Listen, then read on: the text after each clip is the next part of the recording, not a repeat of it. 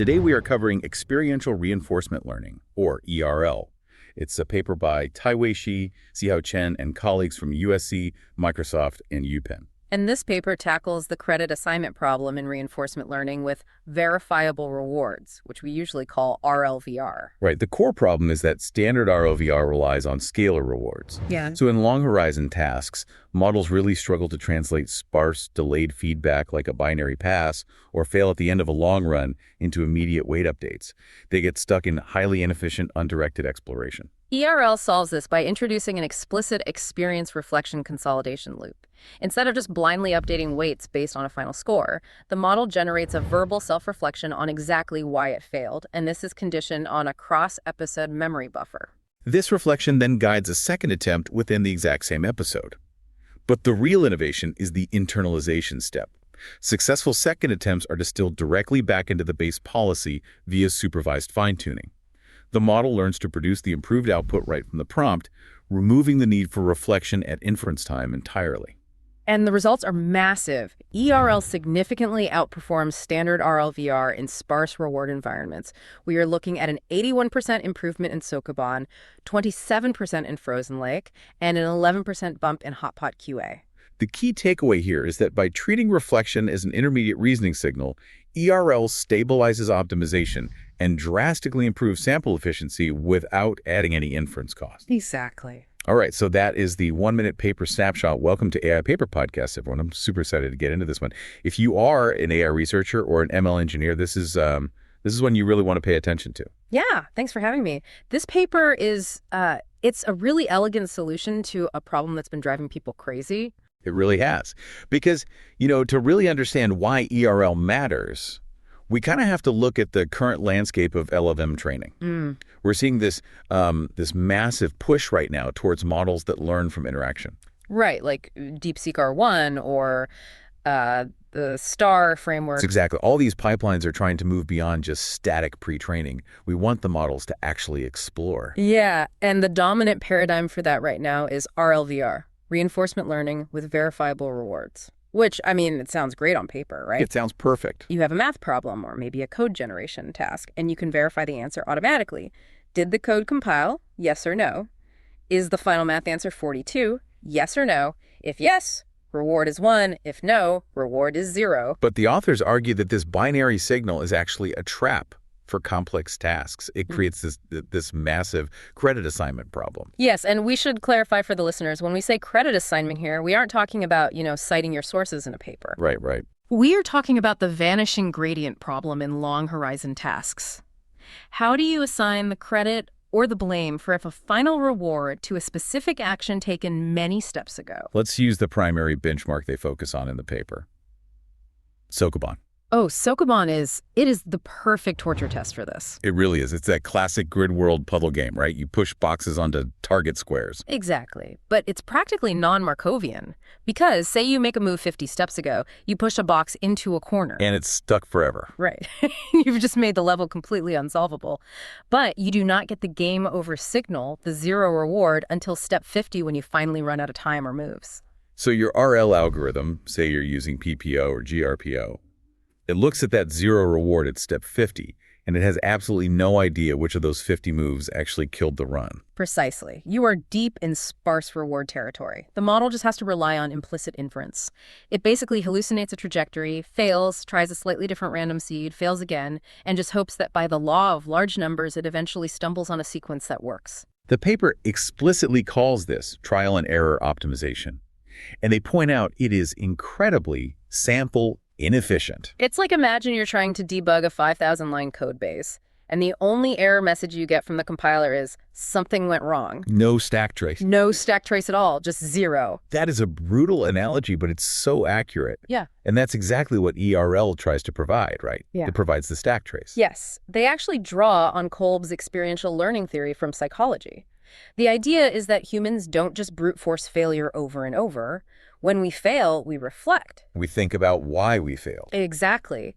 We conceptualize a new strategy before we act again. So ERL takes that and formalizes it into a loop. Experience, reflection, consolidation. So let's actually tear apart the architecture under the hood, because this isn't just a basic chain of thought prompt. There's a very specific algorithm here, algorithm 2 in the paper. Yeah, let's break it down. It starts with the first attempts. Your policy generates an output for a given task. And here is where it heavily diverges from something like STAR. Because in STAR, you typically train on the successful reasoning traces. You filter out the garbage and train on the wins. Right. ERL flips that. They are intensely interested in the failures. They use this gating mechanism. The reflection loop is only triggered if the reward is below a certain threshold. Which usually just means it failed. Yes. But wait, let me play devil's advocate for a second. Why not reflect on success? Wouldn't it be useful for the model to say, hey, I won, and here's exactly why I won? Wouldn't that reinforce good behavior? You definitely think so. And the authors actually tested that in their ablations. But it turns out, reflecting on success led to severe reward hacking. Really? Yeah. The model would start generating these spurious correlations. It might say something like, I succeeded because my first sentence started with the word the. It doesn't identify the actual logical sequence that led to the win. Ah, so it just overfits on completely irrelevant features of the successful trajectory.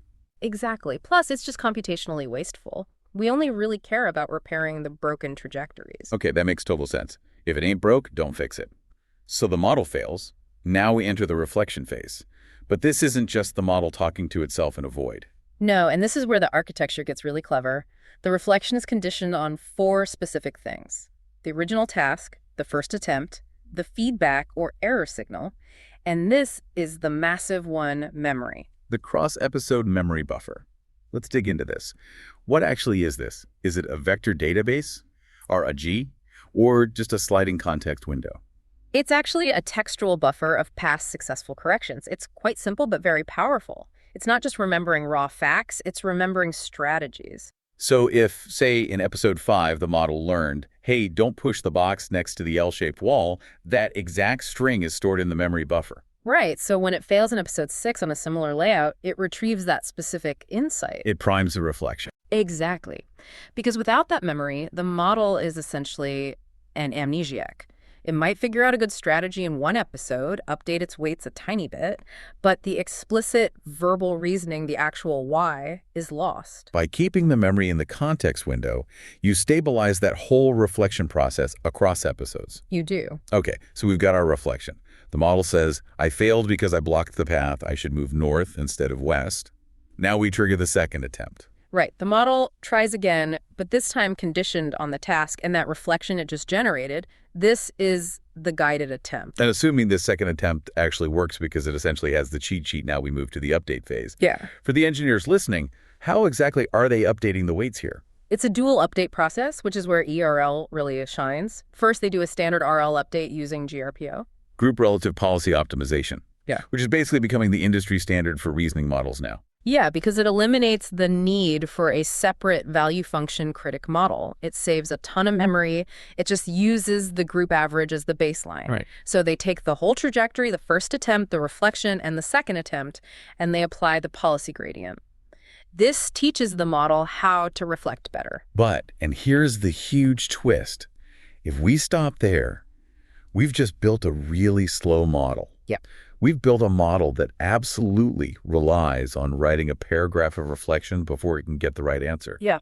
That doubles your inference costs. Which is totally unacceptable for a production environment. Right. You don't want a coding assistant to write out a whole essay about why its first internal draft was wrong before it gives you the final function. So this is where the internalization step comes in. Exactly. This is essentially a distillation step. They take that successful second attempt and they treat it as the ground truth target for the original task.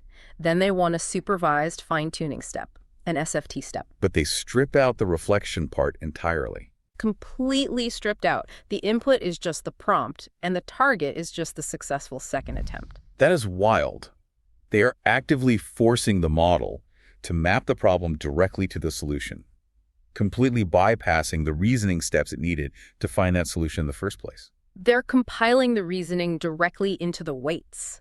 If you want to use a cognitive analogy, they are turning System 2, the slow, deliberate reflection, into System 1, the fast, intuitive heuristic. I have to push back on this a bit, though, because isn't that just overfitting?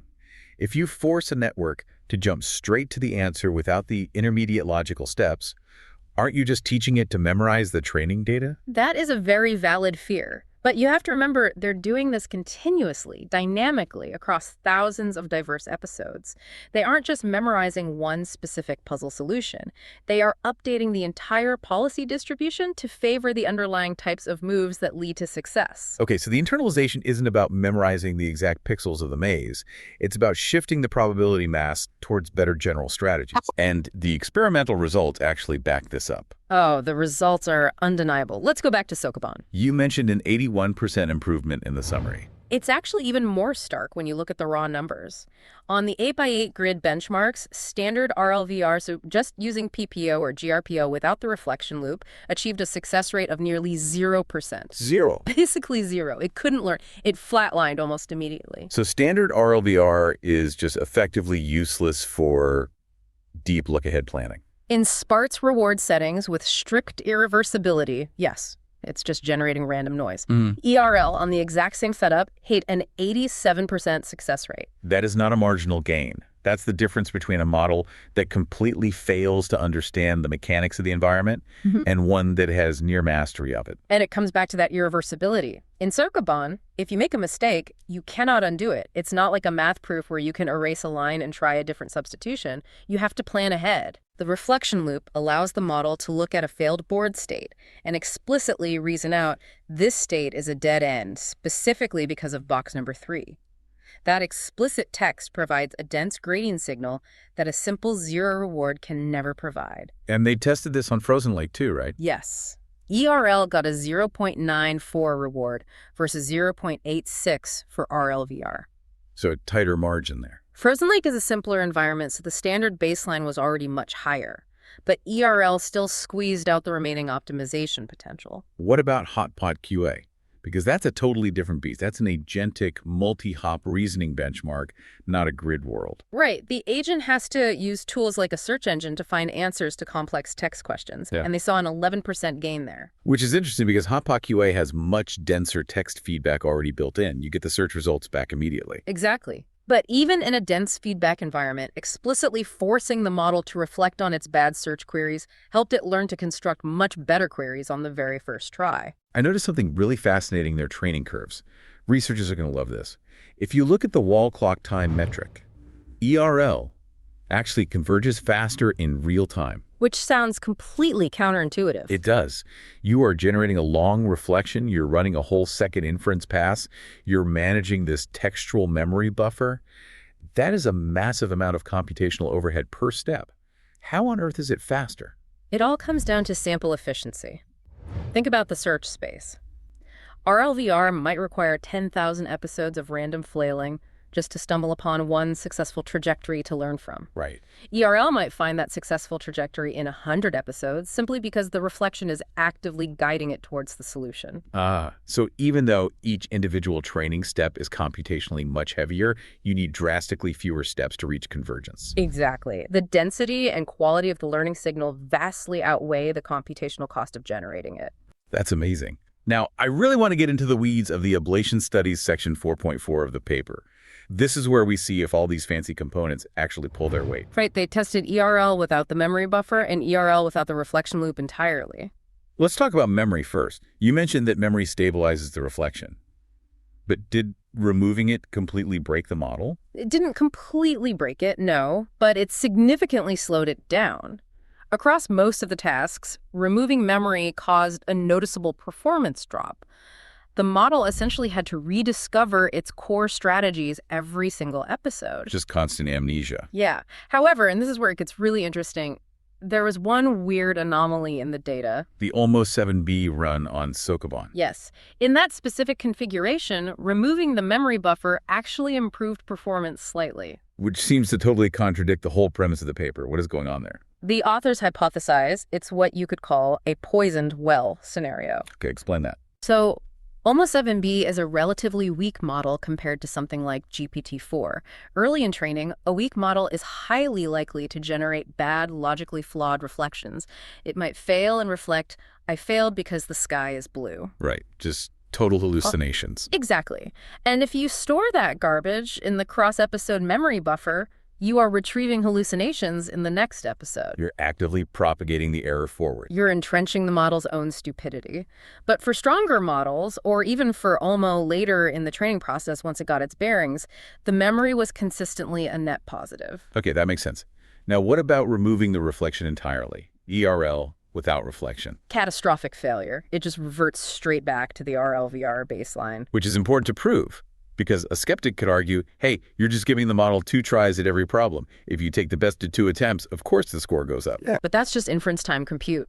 The goal of ERL is to improve the base policy, and the absolute most fascinating graph in the entire paper proves this. It tracks the pre-reflection score versus the post-reflection score over the course of training. Tell me about that curve. So the post-reflection score, the second attempt, obviously starts much higher. Naturally. But as the training progresses, the pre-reflection score, the very first attempt without any reflection, starts to aggressively climb. And eventually, it perfectly matches the post-reflection score. Wow. That is the internalization working in real time. Yes. The model is effectively cannibalizing its own system to reasoning. It is making the reflection loop totally obsolete. By the end of the training run, you can completely turn off the reflection and the memory, and the base model performs at that new elite level. That is the holy grail right there. High performance, 0 latency penalty. It effectively bridges the gap between imitation learning and reinforcement learning. I want to zoom out for a second and compare this to what else is out there right now. We mentioned STAR earlier. STAR bootstraps reasoning, but it does it by filtering for the correct answers and doing SFT on those. Right. STAR basically ignores the failures. It assumes, if I didn't get it right, I have nothing useful to learn from this trace. And ERL says the exact opposite. ERL says, if I didn't get it right, I have the most to learn. It uses the failure itself as the curriculum. And what about DeepSeek R1? Everyone in the community is talking about R1 right now. How does this compare? R1 is incredible, but it operates slightly differently. R1 typically uses RL directly on the reasoning traces themselves to optimize for a final correct answer. Right, it incentivizes the chain of thought. Exactly. ERL differs because it explicitly separates the reflection from the solution. It treats the reflection entirely as a temporary training scaffolding. It's meant to be thrown away. You know, it feels like ERL is much more aligned with how humans actually acquire complex physical skills. How do you mean? Well, think about when you first learned to drive a car. I remember having this literal monologue in my head. Okay, check the mirror, put on the signal, check the blind spot, turn the wheel. Right, very deliberate. That's the reflection phase. I was walking myself through the steps. But today, 10 years later, I just change lanes. The reasoning is internalized. And if you kept having that slow monologue today, you'd be a dangerous driver. Yeah. You'd react way too slowly. You need to internalize it. ERL is literally just the mathematical formalization of mirror signal blind spot. But that brings up a potential downside I really want to raise here. Go for it. If we internalize everything, if we compile all this complex reasoning directly into the raw weights, do we completely lose interpretability? That is a massive concern. Because if the model just jumps instantly from the prompt to the answer, we lose that chain of thought log. We have absolutely no idea why it made that specific decision anymore. It becomes a black box again. You're exactly right. There's a huge trade-off here. ERL gives us raw speed and high performance, but we are explicitly sacrificing the safety audit trail that a visible chain of thought provides. So in a high-stakes environment, say, an AI doing medical diagnosis or legal review, you might actually want the inefficiency. You might. You might want to force the model to output the reflection step every single time just so a human doctor can verify the logic. So maybe for those critical domains, we just skip the internalization step altogether. We keep the ERL loop active at inference time. Or, what's even cooler, we use ERL to train 2 models simultaneously. You output the System 1 model for tasks where you need raw speed and low latency, and you output the System 2 model, the one that still reflects for tasks that require strict auditing. The ERL framework gives you both. That's a really fascinating architectural pattern. It really changes how we think about the scaling laws in AI. Oh, totally. Because usually when we say scaling, we just mean throw more data at it or build a model with more parameters. Right. But ERL suggests a new dimension. Scaling can also mean better introspection. It's about scaling compute aggressively at training time to drastically save compute at inference time. Precisely. You invest the GPUs up front so the end user gets instant answers. So, what is the limit here? If we can internalize a complex Sokoban puzzle solution into a single forward pass. I know where you're going with this. The provocative question is, can we pre-compute reasoning for literally everything? Yes. Think about it. Right now, we operate under the assumption that hard problems inherently require thinking time. They require inference tokens. But ERL suggests that thinking time might just be a crutch. It's a symptom of an unoptimized base policy. Exactly. So if we ran an ERL loop on a massive supercomputer for 1 billion years, could we eventually produce a model that solves, I don't know, the Riemann hypothesis in a single token? A model where the reasoning for something that complex is so deeply embedded in the weights that the correct answer disappears as pure intuition. I mean, it sounds like pure science fiction today. But mathematically speaking, the ERL framework points directly in that direction. It suggests that the boundary we draw between step-by-step reasoning and instant intuition is actually completely artificial. It's just a matter of enough training steps. That is just a staggering thought to leave everyone with. We are essentially compressing raw computation into the model architecture itself. And honestly, that might be the actual path to AGI.